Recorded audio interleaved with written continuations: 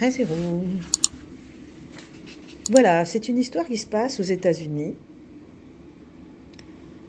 Une jeune femme qui a une petite fille de 6 mois qui s'appelle Shoshana a constaté que sa fille était souffrante et qu'elle ne savait pas ce qu'elle avait et a été consulter des médecins. Et après avoir fait des examens approfondis, on a constaté que la petite fille souffrait d'une tumeur au cerveau c'était très grave, il fallait absolument l'opérer rapidement. La mère ne s'est pas du tout, n'était pas du tout d'accord avec cela, donc elle a été voir les plus grands hôpitaux de Manhattan et rien, tout le monde disait la même chose, y compris le dernier médecin qu'elle avait vu à Manhattan qui lui disait qu'on ne pouvait pas attendre, il fallait vraiment que l'intervention se fasse très vite. Elle est sortie du cabinet en pleurs, complètement anéantie, et en marchant comme ça dans la rue, elle était un peu hagarde. Au détour d'une rue, elle croise une jeune fille qui la voit, qui voit qu'elle est bouleversée, qui s'adresse à elle, parce qu'elle était frappée par le fait qu'elle était en larmes. Et la jeune fille se présente comme une étudiante du Machon Chana, donc c'est une jeune fille juive qui fréquente cette école. Et la dame lui répond que voilà, elle vient de sortir du cabinet médical, on lui dit que son enfant souffre d'une tumeur et qu'il faut l'opérer, et elle a très peur. La jeune fille ne se démonte pas et dit, voilà, je vous propose d'aller voir le rabbi de Lubavitch.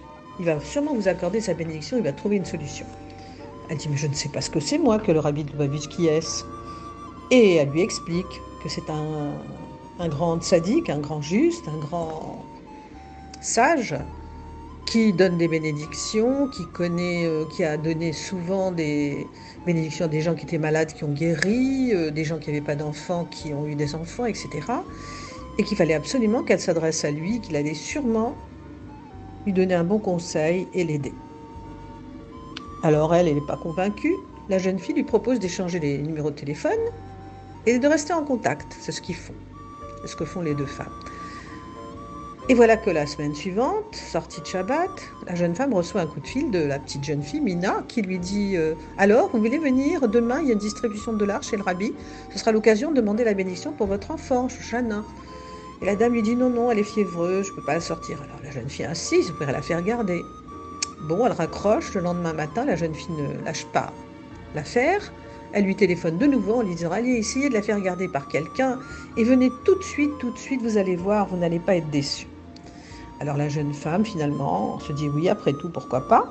Elle se donne rendez-vous au coin de President Street, dans le quartier de Crown Heights, où se trouve justement le 770, la synagogue du rabbi de Lubavitch.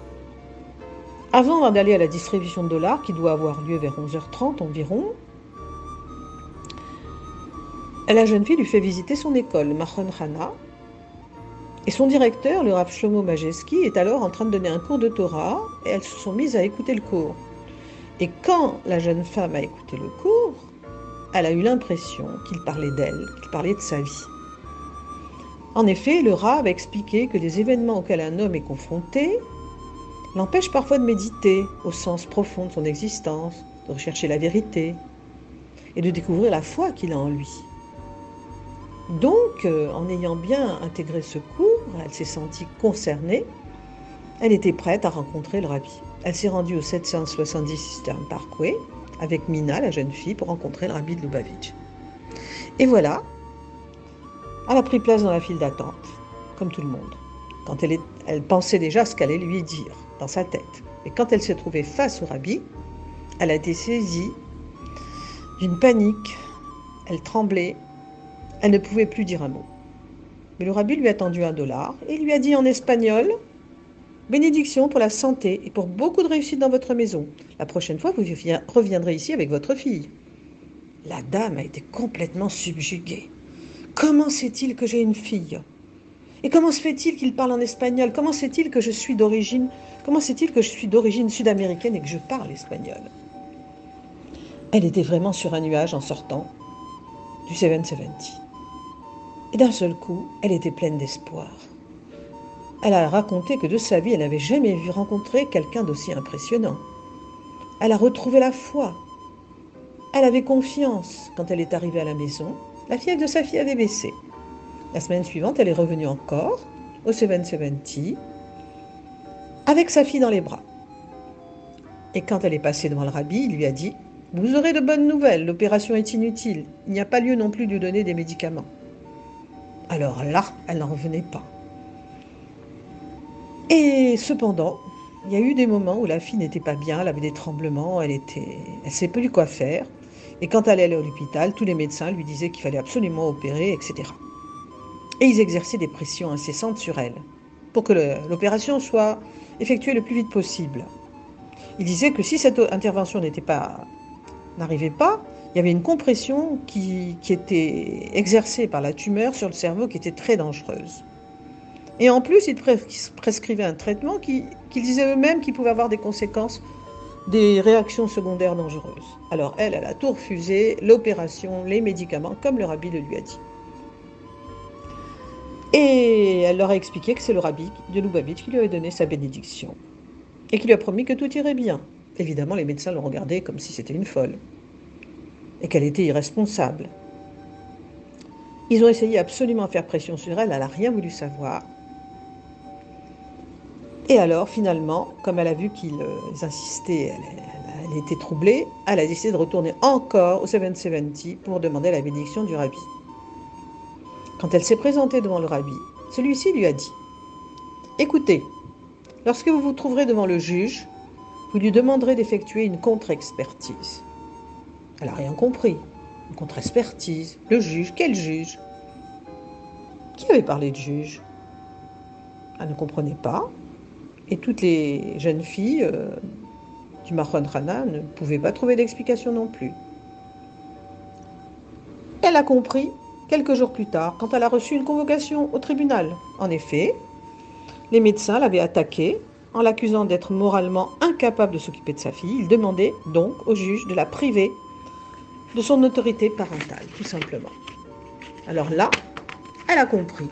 Elle est arrivée devant le tribunal. Elle avait demandé à nouveau au Rav Groner de demander au rabbi ce qu'elle devait faire, et le Rav Groner lui a répondu que le rabbi lui avait dit de s'en tenir à ce qu'il avait déjà dit. Donc, il fallait demander une contre-expertise. Quand elle est passée devant le juge, celui-ci très calme lui a dit « Vous savez que nous, on cherche le bien de votre fille. Elle est malade.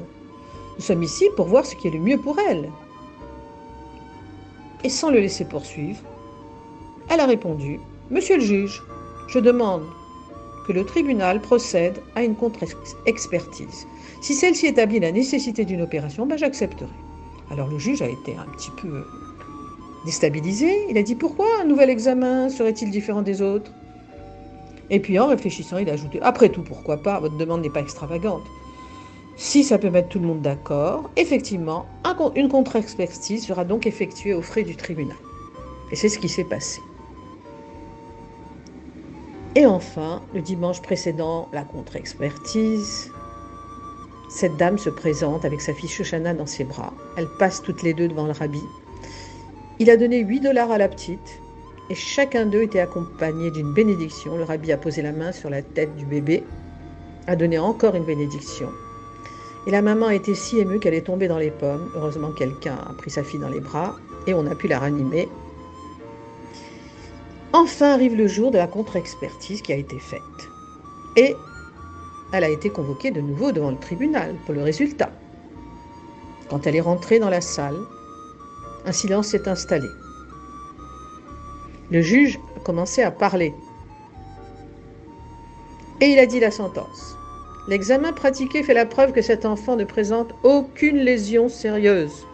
Donc, aucun chef d'accusation ne peut être retenu contre Madame Chantal Beltrot, qui peut continuer à s'occuper de sa fille comme elle l'entend. Les médecins ont poussé un cri. Il doit y avoir une erreur, monsieur le juge, c'est pas possible. Nous avons les résultats des examens et qui établissent la présence d'une tumeur au cerveau. Mais le juge les a calmés tout de suite et dit « Nous avons fait appel à un expert extérieur dont la compétence ne peut pas être mise en doute. L'enfant n'a pas de tumeur et le tribunal décide donc que l'accusation portée par les médecins n'est pas fondée et l'affaire est close. » Les médecins étaient complètement révoltés. Quand Madame Chantal Beltrot a quitté le tribunal, un des neurologues l'a abordé et lui a dit Écoutez, venez chez moi, dans ma clinique privée, je vous fais gratuitement un nouvel examen. Je ne peux pas croire que la contre-expertise ait été négative. Alors Chantal lui a répondu. Pour ma part, je le crois aisément, car j'ai reçu la bénédiction du rabbi de Lubavitch. Alors évidemment, le docteur l'a regardé comme s'il voyait une folle. Et quelques mois plus tard, quand cette dame est retournée chez ses médecins parce qu'elle avait besoin de faire une consultation, elle a été très surprise de voir que sur le mur de son bureau, il y avait $1 du rabbi encadré. Donc ce médecin était passé chez le rabbi et avait reçu le $. Et voilà que cette femme raconte maintenant que sa fille, à 8 ans, grâce à Dieu, elle est en bonne santé, intelligente et pleine de vie. Elle fréquente le Beth Rivka de Crown-Heights, comme lui avait conseillé le rabbi. Chaque matin, elle accompagne sa petite fille à l'arrêt du car pour leur ramassage scolaire, afin qu'elle arrive à Crown-Heights à l'heure pour sa journée d'école. Et cette dame ajoute, si elle devait faire ce chemin à pied, chaque jour, elle le ferait avec plaisir.